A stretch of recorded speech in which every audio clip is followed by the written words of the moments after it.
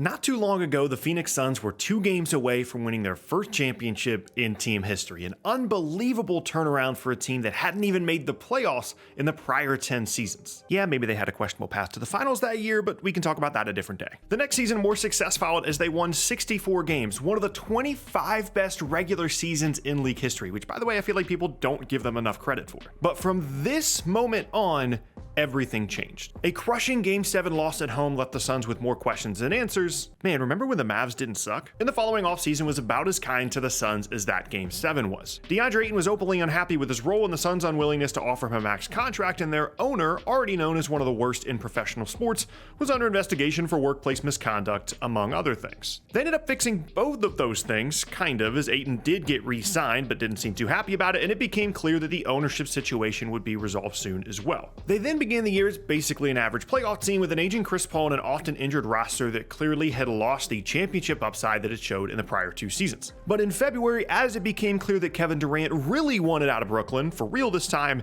a championship window opened up once more for Phoenix. New owner Matt Ishbia took over just in time, pushing Mikal Bridges, who was previously off the table the prior offseason, into the trade discussions and landing the Suns a top 5 player in the world in Durant, along with title favorite status in the Western Conference. Now, despite the weird injury issues at first, make no mistake about it, if there is one team that you want to avoid in the Western Conference playoffs right now, it's the Phoenix Suns. They, as of the recording of this video, haven't lost a game with Durant on the floor and look every bit the terrifying offensive juggernaut we all thought they might be. This is already setting up to be one of the most impactful midseason trades in the history of the league, and interestingly, that isn't the first time that we've said that with Kevin Durant involved. Just a few years ago, when Phoenix was on its way to the finals, the Nets brought in James Harden to join Kyrie Irving and Durant, who, despite injuries and other things preventing them from playing many games together before the playoffs, were a shoe size away from beating the eventual champion Bucks, even without a healthy Irving or Harden. And I fully believe, and will always believe, that they would have won the title that year had they been healthy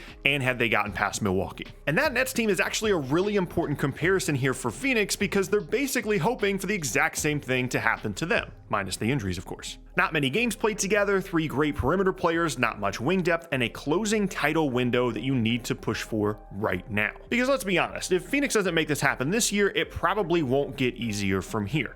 Durant continues to experience fluke injuries left and right, and Chris Paul isn't getting any younger. Yes, Devin Booker and DeAndre Ayton are young and entering their primes, but without all-NBA caliber Durant and Paul, the Suns aren't any better than they showed before the Durant trade this season. Fortunately for the Suns, among all this pressure, they have a few things going for them. First is that Durant is like a superhero when he comes back from injury, as he pretty much always just jumps right back into things as if he never left. Second, he's the easiest superstar in the history of the league to play with. He can play on or off ball, is a great spacer, an improved passer, above average defensively, can play multiple positions, and can play with other stars or lead a bench unit, all of which make him incredibly unique throughout the history of the league. Third, they have some things that Nets team simply did not, namely a legit point guard who will funnel shots to Booker and Durant, and an actual starting caliber NBA center. No offense to Blake Griffin, LaMarcus Aldridge, or any season of Nick Claxton's career before this one. Ayton, although seemingly always leaving a bit to be desired, could prove to be the most critical piece of all of this. At his best, he's a rim-rolling beast with great hands and touch around the rim, and the ability to occasionally hit a mid-range jumper to keep teams honest, while also being pretty solid as a rim protector and pick-and-roll defender defensively. At his worst, he's a finesse big who falls in love with jumpers and just wants to post up, the exact kind of player that can hold back a team with championship aspirations. And as Mikal Bridges shines in Brooklyn and the Suns come together around Durant, it's important to focus in on the key to all of this, the effort to bring the Suns their first title in team history. This is the kind of trade that you make not only to save your own team from apparent mediocrity, but to win the entire thing. Anything else will be seen as, and honestly will be, a failure. Which sounds kind of dramatic, but here's the good thing for you Suns fans. If you ask me right now to pick any team in the West to represent the conference in the NBA Finals, I would confidently pick the Phoenix Suns. Let's go through the candidates. The Nuggets. Jokic is outstanding and Jamal Murray has looked like his old self at times, but Ayton is actually a pretty solid Jokic defender, and more importantly, the Nuggets completely fall apart without Jokic on the floor. While they might be slightly better than Phoenix when he's out there, Denver simply won't be able to keep up when he sits, while the Suns will make sure to have at least 2 of Paul, Booker, Durant, and Ayton out there when he does. And unlike someone like Giannis, Jokic simply can't play 42 minutes in a playoff game and sustain his level of play. Advantage Suns. The Grizzlies. They have a very competitive roster, and their lack of front court depth won't matter as much against a Suns team that isn't a very punishing team in the paint. However, the worst thing about Memphis is their late game half court offense, and that just so happens to be what the Suns do best.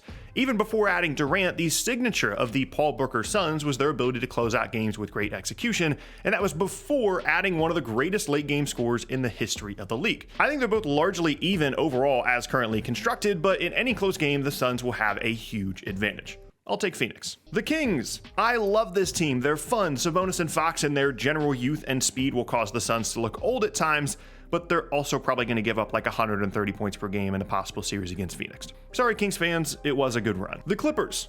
Kawhi has looked great when he's played this year, and they have all the size and depth to give the Suns issues. On paper, it looks daunting.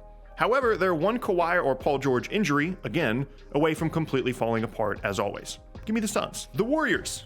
Okay, for some reason, I am legit scared of this team. Maybe it's because this exact same core just won the title a year ago, and if Andrew Wiggins is back in himself, I could see this being a great series, but I would still take the Suns. And that's about it. If you want to talk yourself into the new look Lakers, go ahead, but I just can't. And everyone else is a play-in team. So go ahead and ask yourself, could you really pick any of these teams over a healthy Suns team?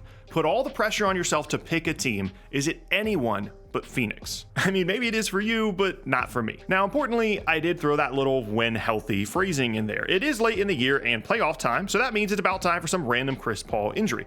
We've also seen Booker miss time this year and Durant sprain his ankle in pregame warmups since coming to Phoenix, so that's always a threat. But at the same time, I'm not as worried about that as I would have been in the past with the Suns. Yes, in order for them to be at full strength, it would be pretty cool if Chris Paul could make it through the entire postseason, but even if that doesn't happen, I still feel pretty confident in Booker and Durant's ability to carry the offense as long as one of them is on the floor at all times. Once again, a similarity to that Nets team I was referencing before. Okay, now let's zoom out a bit.